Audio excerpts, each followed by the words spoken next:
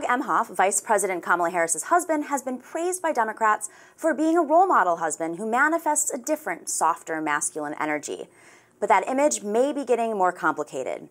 In what is an explosive allegation from the right-leaning Daily Mail, Emhoff allegedly hit a former girlfriend in 2012.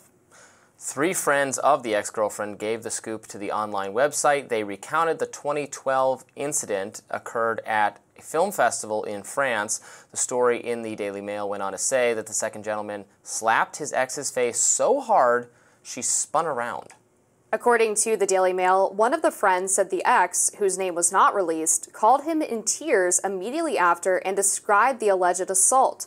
Rising reached out to Harris's office, but we have not gotten a response. The story was picked up by the New York Post. News Nation's Chris Cuomo weighed in on the media's coverage of this, or lack thereof, on his Wednesday night program. Let's watch. If the name were Trump instead of Emhoff, it would be all over the news.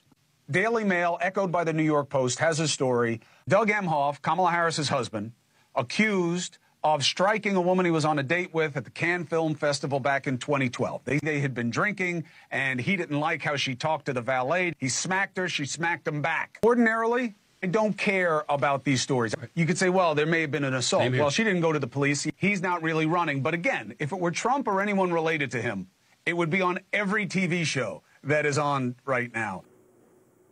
If true, this bombshell comes right after MSNBC host Jen Psaki on Sunday dubbed Emhoff the wife guy, and a mensch, a Yiddish term meaning a kind man. Let's watch.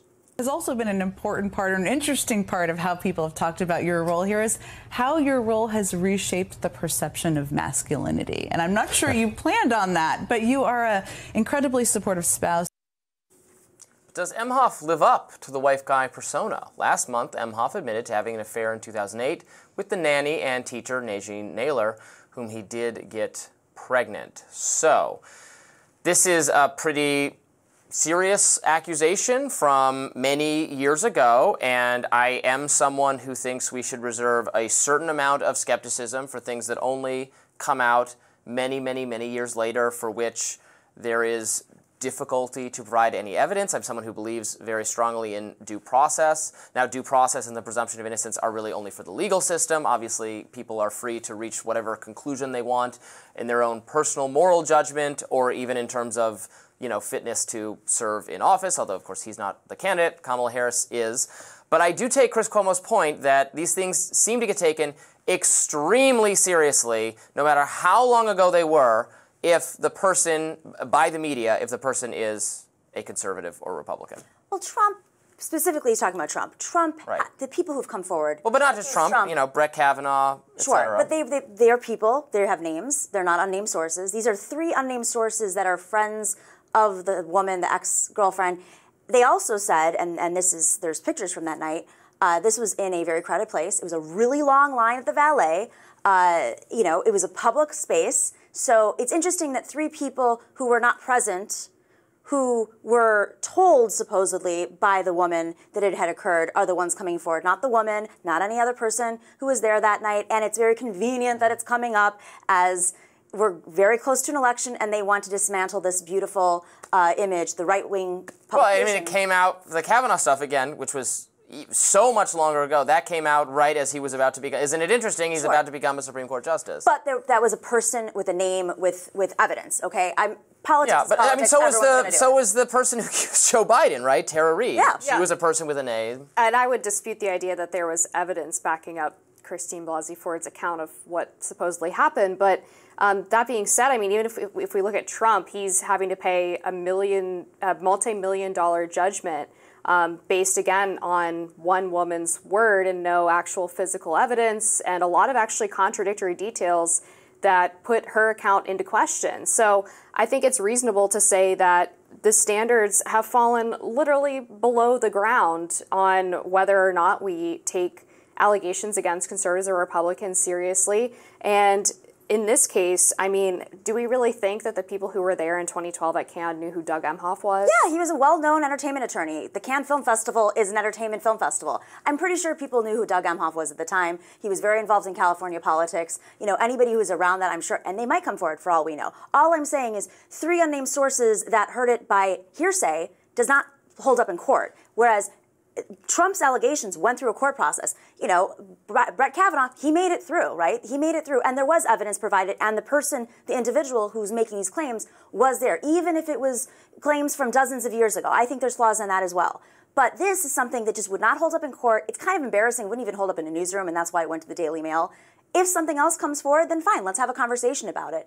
Politics is politics. People do this. There's opposition research. It does, yeah. I mean, because one of the individuals who's making this claim had a contemporaneous phone call from the victim, so that would give them some sort of credibility. No, I agree with you. It's not like a slam dunk, but it does count more than just I heard from somebody who heard from somebody. He had a call immediately following the event from the alleged victim. Also, remember that the standard through the Me Too era that we were told by activists on this issue, a standard I thought made absolutely no sense, and I think we're all now kind of conceding that it makes no sense, was believe women unquestionably. That's right. When it should have been be respectful of and show kindness toward and take seriously and listen and don't dismiss the way not just the media but also like the legal system you treat women as hysterical. That's totally wrong.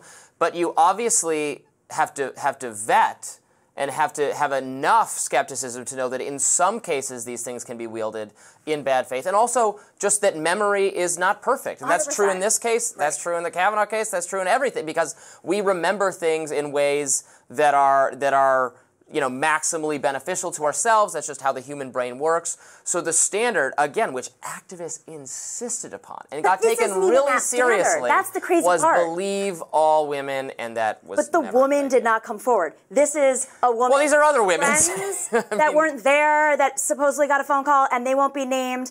This is weak for journalism standards. You can have unnamed sources. They're not sources. I mean, I think weak for journalism standards is the fluff interview that Jen Psaki did with him. Right. I mean, she's a former White House communications. Or the Time magazine article. Journalism standards. Yeah, well, and then we had a Time magazine article after Doug Emhoff's speech at the Democratic National Convention where they said, quote, "The second gentleman gave a little masterclass in how to be a guy's guy as well as a wife guy. By being husbandly," this is from the New York Times style columnist, "by being husbandly, men at the DNC lifted the yoke of wifeliness from Miss Harris's shoulders, helping her project the image of a strong leader at the head of the Democratic ticket." I mean, this kind of slobbery coverage should be disqualifying for anybody in the media. And so when these stories come out that undercut this narrative, the pregnancy of the nanny is confirmed, right? He admitted to that.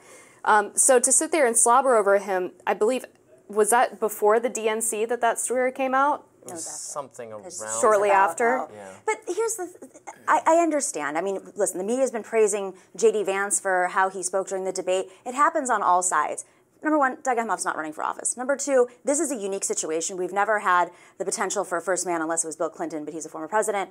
We've never had that potential. So we're looking at it through a different lens. And I think it is interesting to see how he supports her in her career, and he keeps his career, and it is a different type of model for what it means to be a husband. And I think that's fair. The situation with his affair, his ex-wife has come forward praising him as a human. Humans are humans. I mean, I am not going to have moral judgments over anybody's marriage. You have no idea what goes on in people's lives. I think that's fair enough, and that's actually a good thing to show publicly. Yeah, I feel the same, and this is not for me, this is not like a story about the fitness of. It's not even Doug Emhoff. The fitness of Kamala Harris.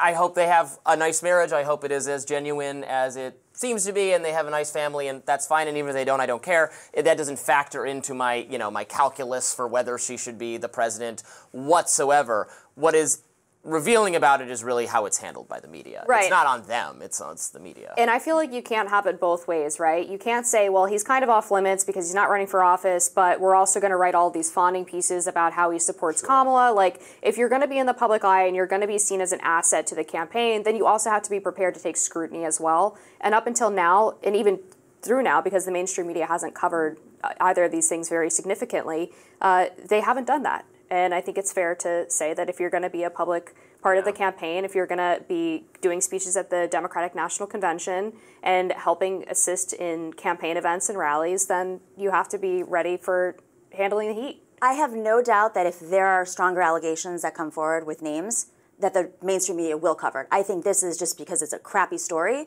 based on hearsay from 3 people who are unnamed. It's bad sourcing, it's bad journalism, and it shows a desperation to really crack away at his persona, because the affair thing just didn't click, because we're Americans, and how many people in this country have affairs, and it's just, we're not in the 50s anymore. We don't have this moral code that... Yeah. I don't know if I agree with that. Well, that's why again, I don't care. I think conservatives might say, Amber might say, it's not clicking because the media is putting no effort into covering it exhaustively the way they would if it was a Republican. This Jen Psaki interview came after the affair allegation, where she's talking about how he's a softer masculinity, as he did probably the most like stereotypical movie type man portrayal ever of knocking up the nanny when the wife wasn't around, and then like shipping her off, and she gets an abortion to like wipe their hands clean of the whole situation. Like, the fact that she tried to reframe him as this sort of like morally better man after that, I think is what is really gross. But I feel like he's not even, if I was him, I'd be like, please stop, to the media, please stop casting me in the role of greatest husband who ever lived. Just let me be. And it's not, and I think what you were getting at earlier, like, it is Jen Psaki, she's the former White House press secretary. It's not really her fault. It's MSNBC's fault and the media's fault for treating her as if she's some kind of news anchor when she is obviously a very biased political operative. Yeah. That's a good point. It happens on all sides, as we know. It's just the state of the media today. Not everybody has a balanced show like we do. In fact, I don't think anybody does. Very few people. I will always take an opportunity to praise Rising for its diversity of thought. You don't see that anywhere else in the media. More Rising coming up next.